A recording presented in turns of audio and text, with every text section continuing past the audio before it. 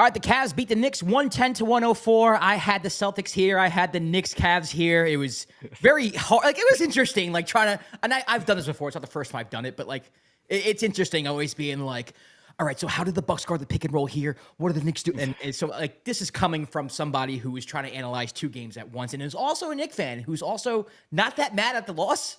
Like, to me, I'm not too upset, but very disappointed.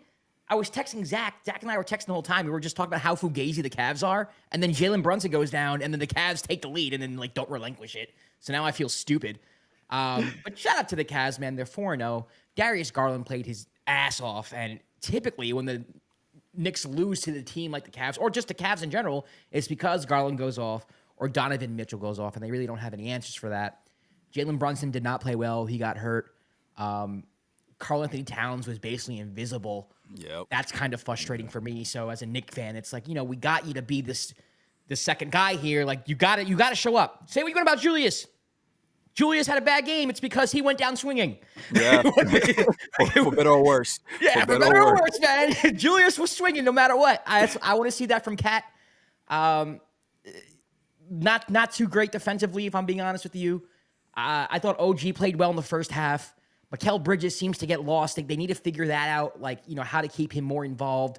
Deuce, I thought, played really well. Huck Porty's going to be the backup center by the end of the year. I'm convinced of that. He's athletic. He can finish. He's a better ball handler than Mitch. I was texting Zach.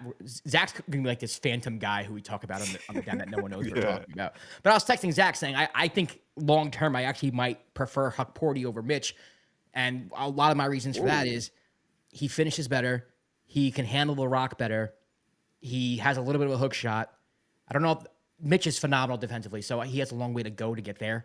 But just the potential that I'm seeing from this guy, I'm telling you, man, like, this guy's really good. Huck Porty is really freaking good.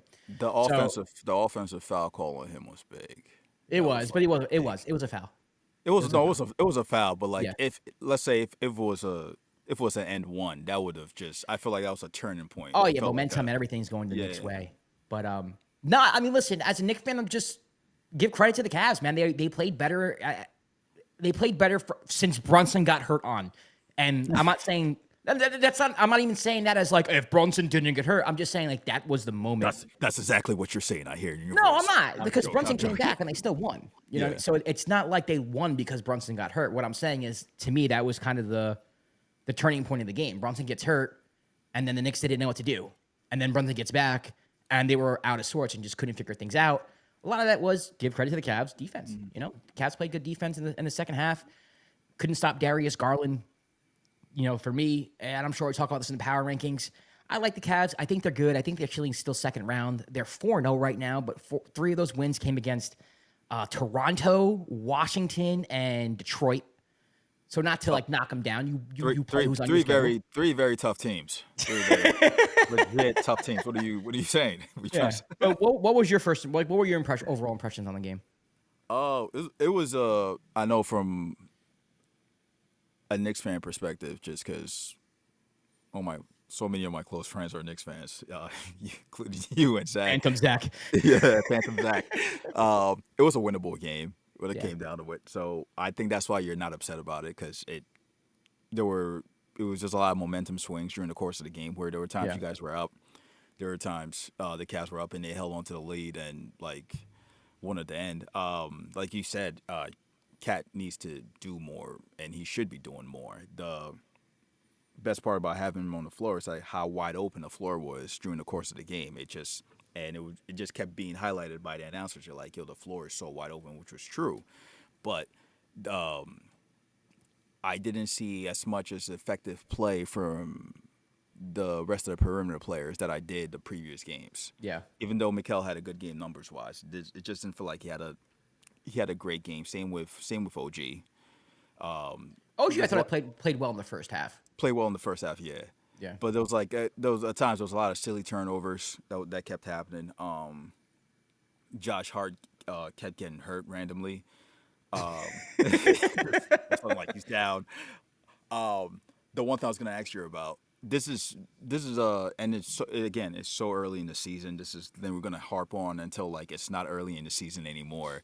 Are you worried about are you already worried about injuries?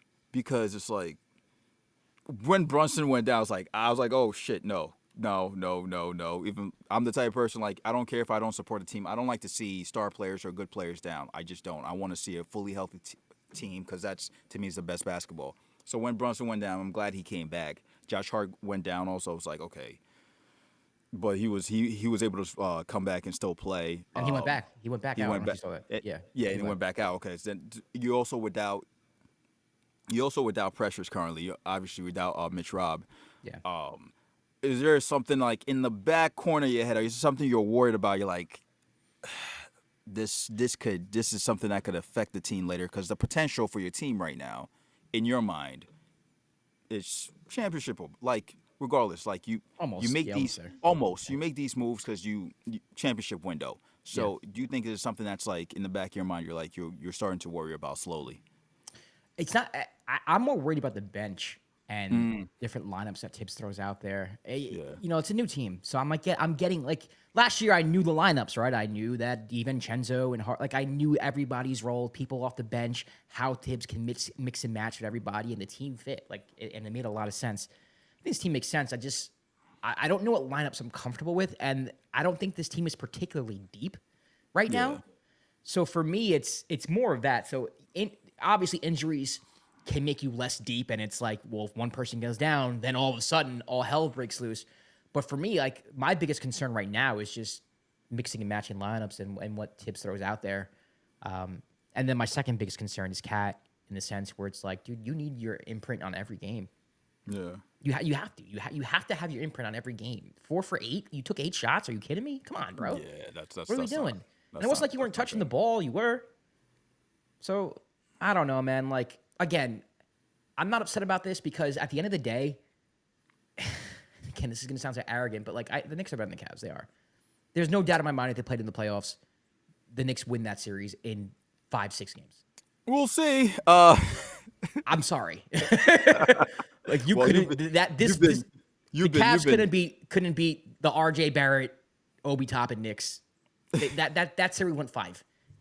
You've been calling them Fugazi for a while, so and I've been correct. I've been correct. So I'm not here to argue that. Yeah, I don't think they're Fugazi because I don't think there's really expectations for them. I think they're built to go to the second round of the playoffs, which they can do. You get what I'm saying? So it's not like they're Fugazi. It's just like they're just not at that level. And I know it sounds like I'm disrespecting them, but that's what they are, right? I don't think anyone. You think their potential? You think the potential of the Cavs is lower than the Knicks currently? Yes, 100%. Okay. Yeah. I think there's Boston, and then I think you can make the case for the Knicks, the Bucks, and I got to see the Sixers healthy. I have no idea, but it's just assuming that Embiid and Paul George are healthy and it clicks. Like I think their ceiling's high. I think the Cavs make the Eastern Conference Finals if it's kind of like what happened with the Pacers last year. It's like you play a Bucks team that's really hurt. You might match up well against them. You win that series. You go next series, then you play someone else who's half the team's in the hospital, so you win that series. That's how the Cavs get the Eastern Conference Finals. But everyone healthy, they don't win a round. Because you have to play the Knicks, you have to play the Celtics, the Bucks, or the Sixers. I'm taking all 4 of those teams against the Cavs. I don't know if I am. I think you're partially severely underrating the Cavs. I think part of it has to do with the fact that you guys have beaten them when you've matched I think up that's with them what in it the is. playoffs. Yeah, I agree. So part of I think I lost some respect for them. Yeah. Yeah.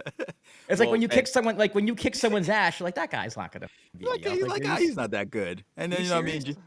Jared Allen talking about the lights were too bright. That part always gets me. Yeah, it's the manner in which they won that series. You know what I mean? Like for instance, the Knicks beat the Sixers last year in 6. I don't know if I'm picking the Knicks against the Sixers this year. I gotta watch like a large amount of games to know how comfortable I am against the 76ers. Yeah. Even though they beat the Sixers last year. But the Cavs, it's like you didn't really make too many adjustments. Mobley's better now. I mean, there's a really big hype train going around with Evan Mobley right now because now he's initiating offense and he's on the perimeter more and he had a good game today, so shout out to Evan Mobley. But, you know, I don't think the jump he has taken from year 2 to now is like so significant that it's going to, you know, override the fact that the Knicks now have Mikal Bridges, Karl-Anthony Towns, OG Anunoby. Like, and I don't really mean to say that to be disrespectful. I just don't see it. I'll say this: the Cavs have former Nets head coach Kenny Atkinson, former Nets starting center Jared Allen, Oh, that's right. former Nets star role player Karis Karis LeVert. LeVert. Yep. So I Am I might. missing I mean, anybody? I might. Well, Is I'm that sorry. everybody? Is that everybody? I might sound a little biased when I think the Cavs are all right. The Cavs are gonna be all right. You know what I mean? Like I think that because of like again how they lost in the playoffs, they become another team that's like severely overrated. They have one of the best backcourts in the league, and Yeah, like they you do. and even the point you made, Evan Mobley seems like he's still getting better, as especially this year, as you said, the way he's initiating offense and such. I don't think I know in you feel like hey you're not that they're in the playoff setting they probably it depends on matchups and they might not be that good. Matchups do matter, but I don't think they're that low on the I don't. rankings when it comes to like Eastern Conference like They might be teams. the fifth best team in the East. Like, and again, it's not disrespect, but it's like if you're asking me, are they going to beat the Knicks, Celtics, Sixers, or Bucks? It's 4 out of 7 times. My answer is no. I think they can beat the Bucks after what I've seen this past week. That's true. They did lose to the Bulls. I think they can beat the Bucks. All right. I think they I can mean, beat but the listen, Bucks. this is why I play the games, right? I mean, my Yeah. opinion could totally change after 82 games when the Cavs are a 2 True. seed, right? Then I can be looking at this team like, hey, listen, Evan Mobley is an MVP candidate, like, or Darius Garland. If the Cavs are a 2 seed, you're gonna be like, man, the Knicks can beat the shit out this 2 seed. Let's be Yes, real. yes, but there would be more like reservation in me. It'd be, and also, again, I'm objective. If the Knicks end up being a 4 or 5 seed with this team and they show no chemistry throughout the year or no consistency, I'm not going to pick this Knicks team to do anything Fair, at all. fair. All right, the jury's still out on this team for me. Like I am not. I recognize what their ceiling is. Yeah. But I also think they have a lower floor than a lot of Knicks fans want to admit. Because a lot of times when you put just talent and you kind of like will work out the details when it gets there, a lot of these teams don't do well. Yeah. It wouldn't be surprising to me if the Knicks win less games this year than they won last year. It just, that's how chemistry matters, continuity matters, identity matters. That's why I was kind of like, when they first made the trade, I was like, oh, I don't know if I like this. Yeah. And the inconsistency play of like Cat and stuff that's also gonna factor in. But again, congrats to the Cavs. Yeah, Winning. great win. They played well. Your backcourt shot great. Yeah. Your front court played well also. I thought everybody played. I thought the role players weren't that good in the first half, and then they started playing well in the second half. It was a great. If you're a Cavs fan, great win on the road. Great win on the road. Dean Wade didn't do anything. Yeah, which is terrible.